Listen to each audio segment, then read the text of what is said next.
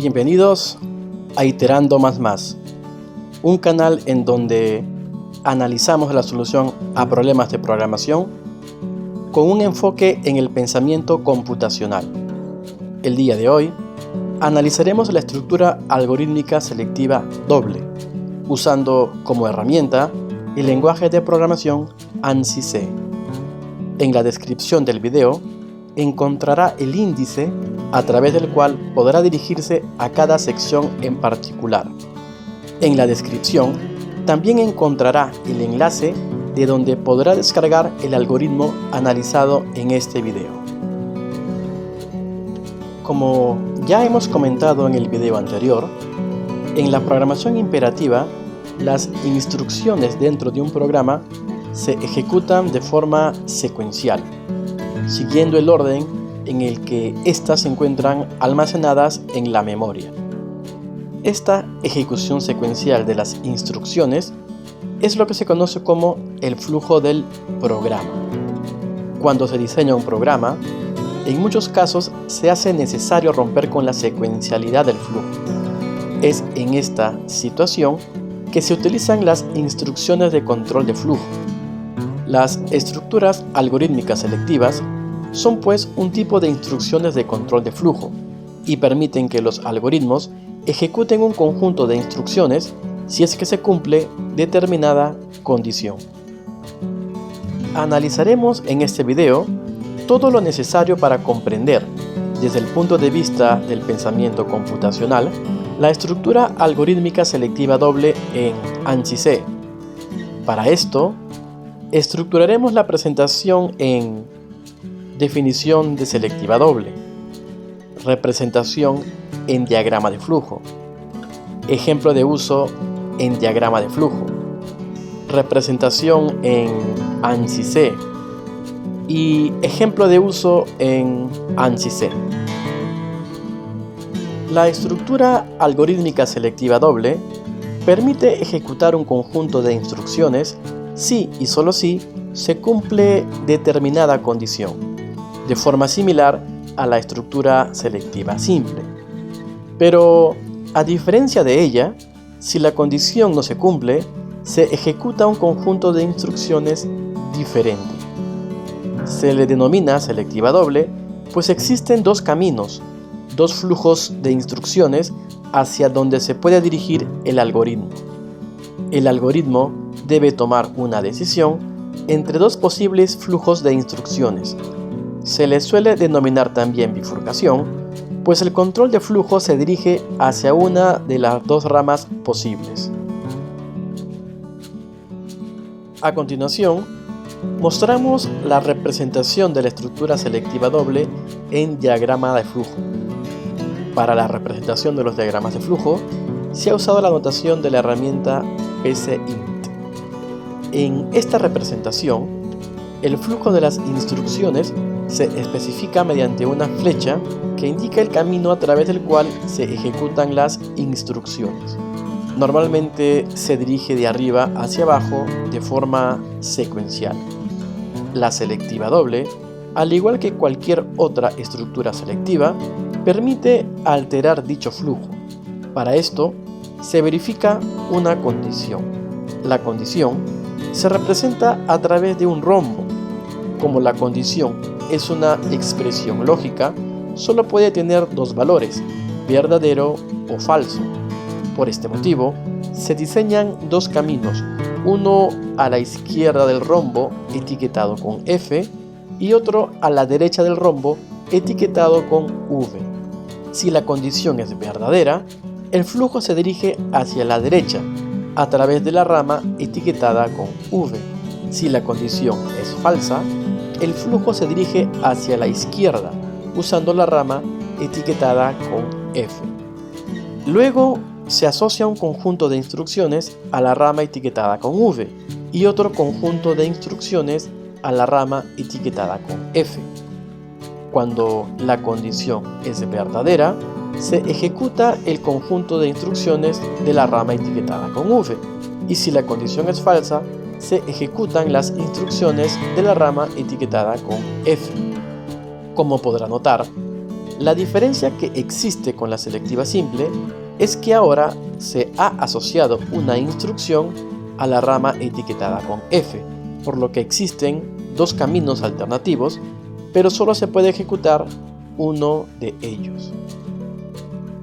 La estructura algorítmica selectiva doble se usa cuando se tienen dos alternativas de operación o cálculo dependiendo de la condición, como por ejemplo en la función máximo entero. El máximo entero de un número real se puede definir como el mayor número entero menor o igual a dicho número real. Matemáticamente se puede expresar como el número n perteneciente a los enteros, tal que n es menor o igual que x y menor que n más 1. Usando esta definición, podemos ver algunos ejemplos de máximo entero. El máximo entero de 4.9 es igual a 4, el máximo entero de 3.2 es igual a 3, el máximo entero de menos 2.9 es igual a menos 3 y el máximo entero de menos 4 es igual a menos 4. Observamos que cuando el número es positivo o cuando el número no posee dígitos decimales, el máximo entero es igual en magnitud al número real truncado, y cuando el número es negativo y posee dígitos decimales, el máximo entero es igual al número real truncado, pero restándole 1. Usaremos este hecho para resolver el problema del máximo entero. Primero, leemos el número x. Luego obtenemos el valor truncado del número x. Para esto usamos la función trunc, que retorna la parte entera de un número real. Una vez obtenida la parte entera del real, es fácil obtener la parte decimal a través de una simple operación de resta. Usando el valor truncado del número, diseñamos la condición. Si el valor de x es mayor que 0, o si la parte decimal de dicho número es 0, entonces el máximo entero será la parte entera antes calculada. En caso contrario, el máximo entero será la parte entera menos 1. Por ejemplo, si se lee el número 4.9, la variable que almacena la parte entera tendrá el valor de 4. Como x es mayor que 0, la condición de la selectiva se evalúa como verdadera, por lo tanto, se ejecuta la rama etiquetada con v. En este caso, la variable máximo entero se actualiza con el valor de 4. Cuando se termina la selectiva doble, la variable máximo entero posee el valor deseado. Si se lee el número menos 4, entonces la variable parte entera tendrá el valor de menos 4 y la parte decimal posee el valor de 0. Como la parte decimal es igual a 0, es decir, x menos la parte entera, la condición de la selectiva se evalúa como verdadera.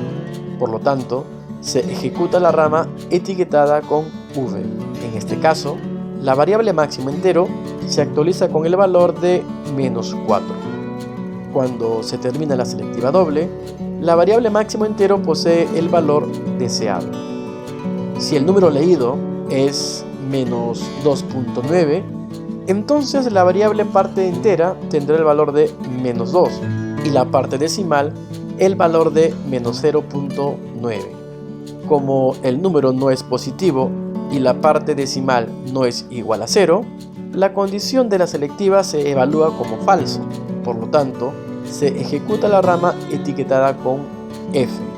En este caso, la variable máximo entero se actualiza con el valor de menos 3. Cuando se termina la selectiva doble, la variable máximo entero posee el valor deseado. A continuación, presentamos la instrucción selectiva doble en ANSI C.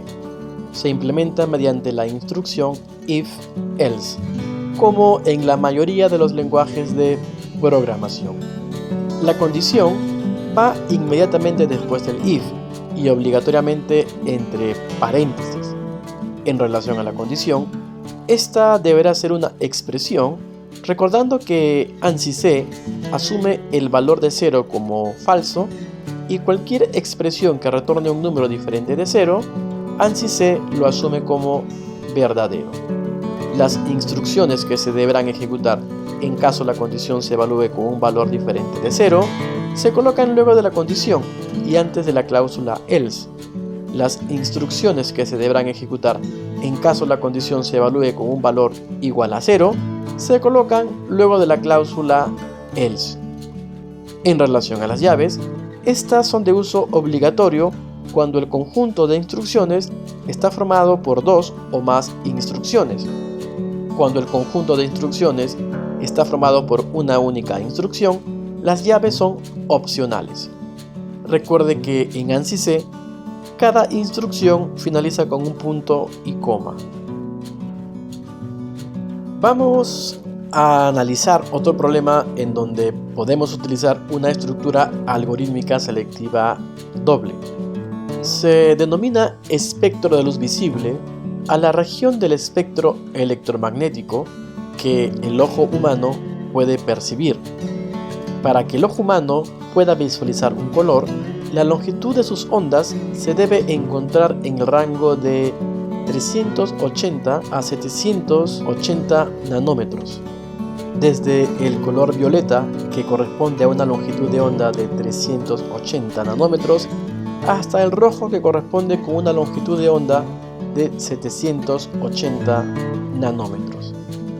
Dada una longitud de onda, se desea determinar si dicha onda se encuentra en el espectro de luz visible. Si la onda se encuentra en el espectro visible, se debe emitir el mensaje dentro del espectro visible y, en caso contrario, fuera del espectro visible. La primera tarea a realizar es la lectura de los datos de entrada. La lectura de datos en ANSI C la realizaremos con la función scanf. Para poder usar esta función, se debe incluir el archivo de cabecera stdio.h. Scanf permite leer una o más variables. Para ello, debemos declarar antes a dichas variables. En este ejercicio, la variable que será leída la hemos identificado con el nombre long_onda, la cual ha sido definida con el tipo de dato double. Para leer la variable, scanf necesita de dos cosas. Primero, el tipo de dato de la variable y segundo, la dirección en la memoria en donde se encuentra dicha variable. Para indicarle el tipo de dato a la función scanf, usamos lo que se conoce como cadena de formato. En nuestro ejemplo es %LF, que indica que deseamos leer un número double, un número real de doble precisión. Para indicarle la dirección de memoria en donde se encuentra dicha variable, usamos el operador de dirección ampersand. Antes de hacer la lectura, se emite un mensaje descriptivo al usuario para que le permita saber cierto detalle de la operación de lectura, como por ejemplo la unidad de medida de la longitud de onda.